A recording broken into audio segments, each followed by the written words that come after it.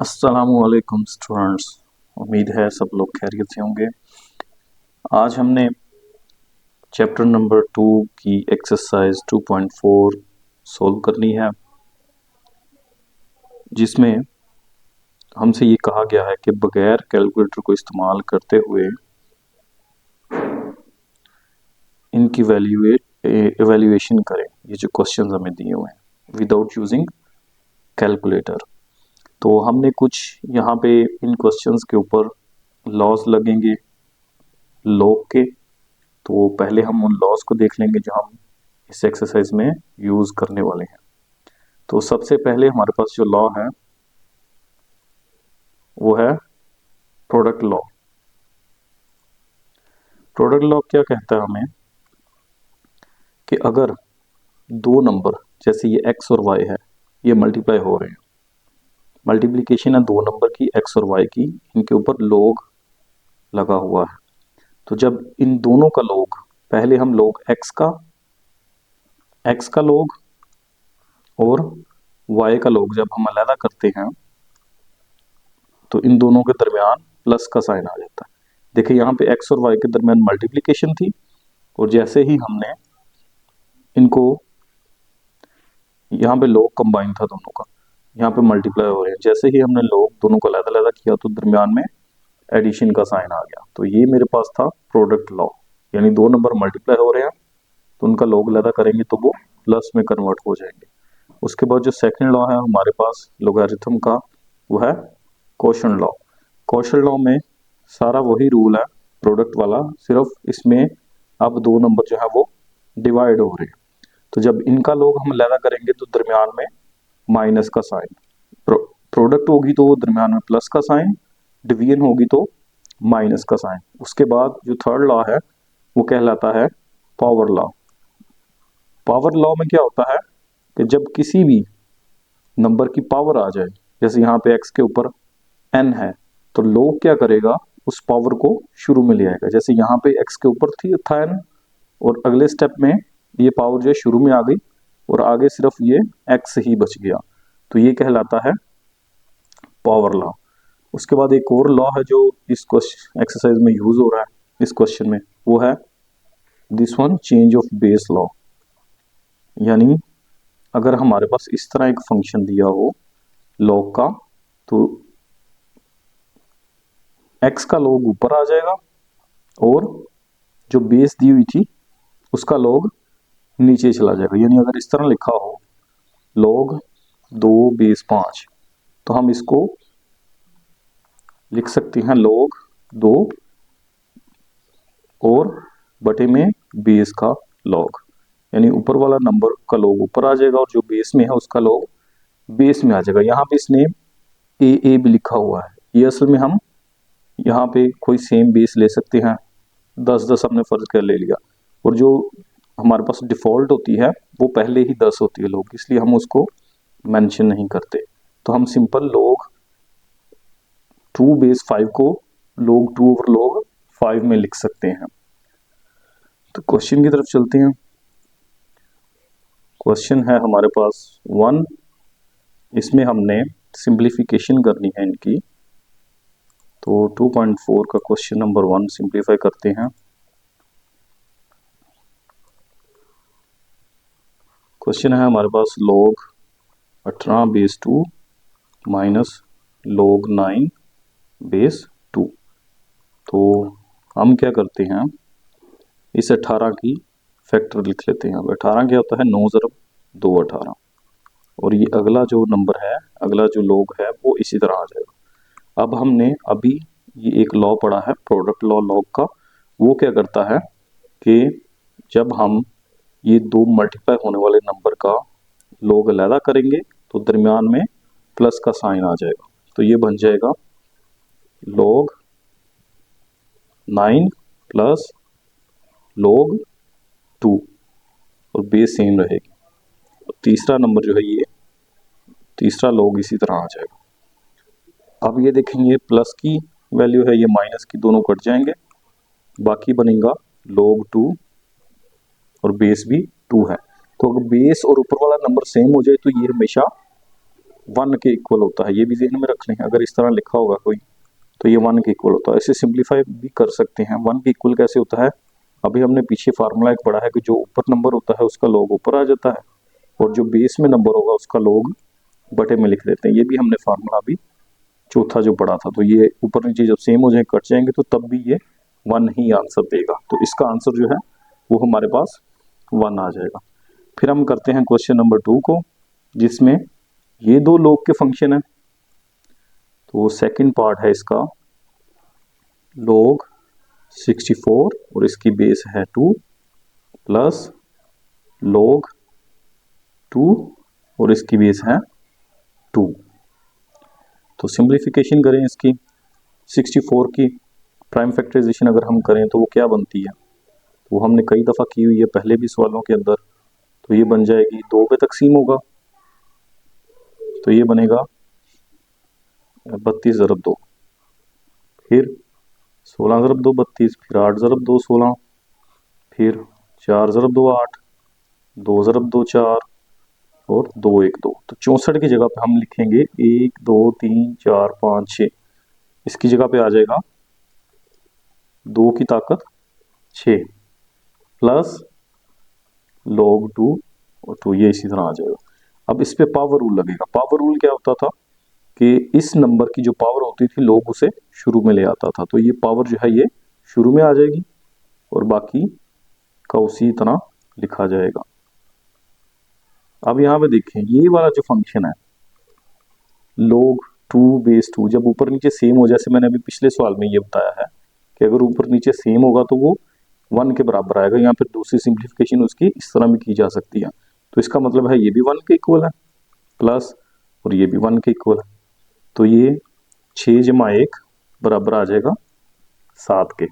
ये हमारे पास इसका सेकंड पार्ट था। अब हम इसका थर्ड पार्ट देखते हैं।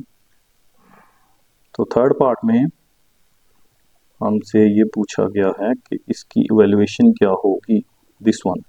तो थर्ड पार्ट है 1/3 log 8 और इसकी बेस 3 है माइनस log 18 और इसकी बेस भी 3 है।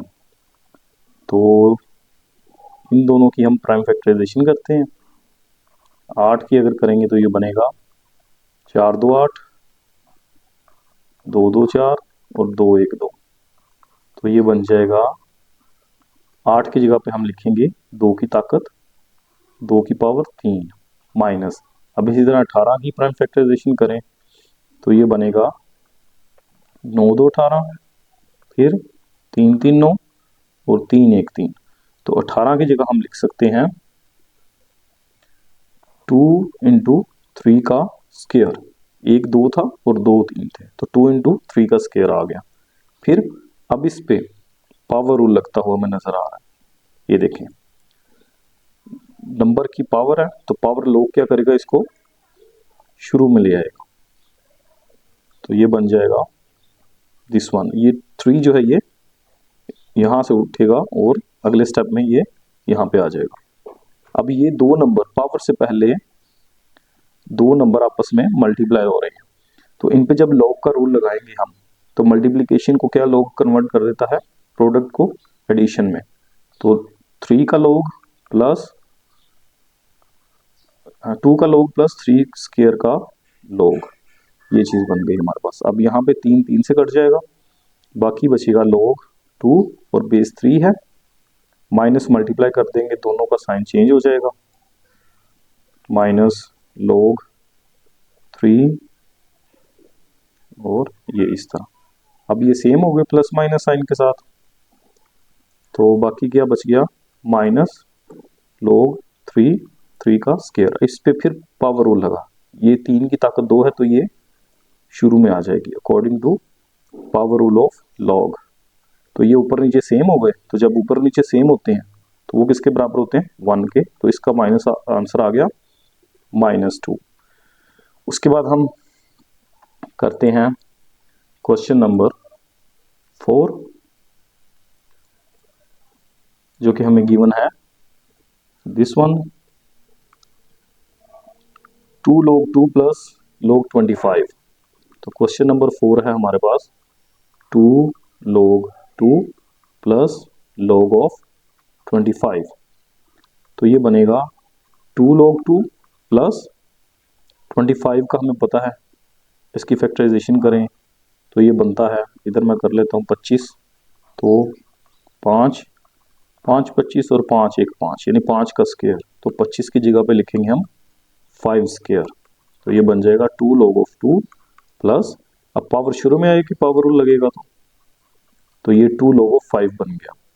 फिर दो दोनों में से कॉमन आ रहा है तो 2 हमने कॉमन ले लिया, बाकी बच गया log 2 प्लस log 5।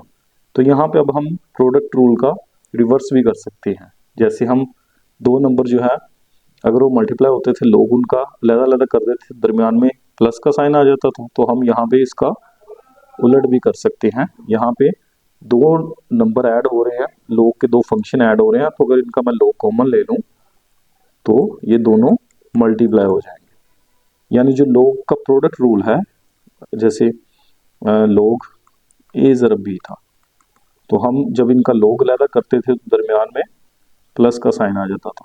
तो इसका रिवर्स भी किया जा सकता है कि अगर दो नंबर अलग-अलग इस तरह लिखे हुए उनका लोग कॉमन ले लें तो वो मल्टीप्लाई हो जाएंगे। यही काम हमने यहाँ पे किया।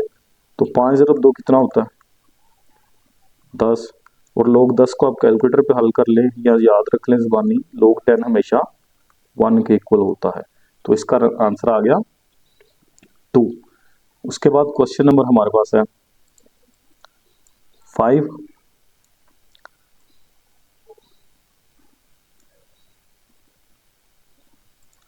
दिस वन, क्वेश्चन नंबर 5 में अगेन दोबारा ये क्वेश्चन नंबर 3 जैसा ही नजर आ रहा है हमें, तो इसको सिंप्लीफाई करते हैं।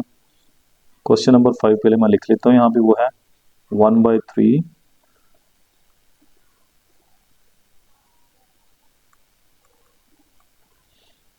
क्वेश्चन नंबर 5 है 1/3 log 64 और इसकी बेस है 4 प्लस 2 log 25 और इसकी बेस है 5। अब इसको हम सिंप्लीफाई कर देते हैं, तो ये मेरे पास बन जाएगा 64 है, इसकी फैक्टराइजेशन करें 1/3, 64 की फैक्टराइजेशन करता हूं मैं, तो 2 पे भी तकसीम होता है लेकिन हम 4 पे करते हैं। 4 पे क्यों करते हैं वो मैं भी बताता हूँ। तो 64 की जगह पे आ जाएगा 4 क्यूब। 4 पे हम 4 का फैक्टर इसलिए हमने बनाया है कि ये और ये नीचे बेस और ऊपर वाला नंबर सेम हो जाएंगे, तो ये हम 1 पुट कर सकते हैं। वैसे 2 में भी कन्वर्ट करके किया जा सकता है लेकिन इस तरह थोड़ा शॉर्ट हो जाएगा। इसी तरह ये हमारे पास है 25 का भी हमें पता है 5 का स्क्वायर होता है 5 और 5 25, पिछले सवाल में भी किया अभी। फिर इस पे पावर रूल लगा दें, ये 3 शुरू में चला जाएगा 1/3 इंटू 3 log 4 और इसकी बेस में भी 4 आ गया। इसी तरह ये 2 भी शुरू में जाएगा, तो ये 1 2 पहले के पड़ा हुआ था, एक ये पावर वाला आ गया शुरू में, पावर रूल लगाया हमने इस पे भी, तो ये log 5 5 बन जाएगा। अब ये 3 3 से कट गया, बाकी क्या बचा log 4 और इसकी बेस भी 4 है प्लस 2 ज़रब 2 4, बाकी बच गया log 5 और इसकी बेस भी 5 है। तो अब हमें पता है कि जब ऊपर नीचे सेम हो तो ये 1 के इक्वल होता है और ये भी 1 के इक्वल होगा, तो ये बन जाएगा 1 + 4 विच इज इक्वल टू 5। तो ये 5th क्वेश्चन था। उसके बाद इसका लास्ट वाला पार्ट है, वो हम सिंप्लीफाई करते हैं। वो हमारे पास है दिस वन 6th, सॉरी ये नेक्स्ट क्वेश्चन है, ये छठा पार्ट है इसका, log 12 और log 0.25, इसको हम सिंप्लीफाई कर लेते हैं। तो क्वेश्चन मेरे पास है, इसका क्वेश्चन नंबर है 6 log 12 बेस इसकी 3 है प्लस दिस वन क्वेश्चन है, फिर log 0.25 और इसकी बेस है 3। इसको अब हम सिंप्लीफाई करते हैं, जो कि इसका लास्ट पार्ट है इस क्वेश्चन का। ओके जी, अब देखें जरा यहाँ पे अगेन यहाँ पे 12 की प्राइम फैक्टराइजेशन कर लें,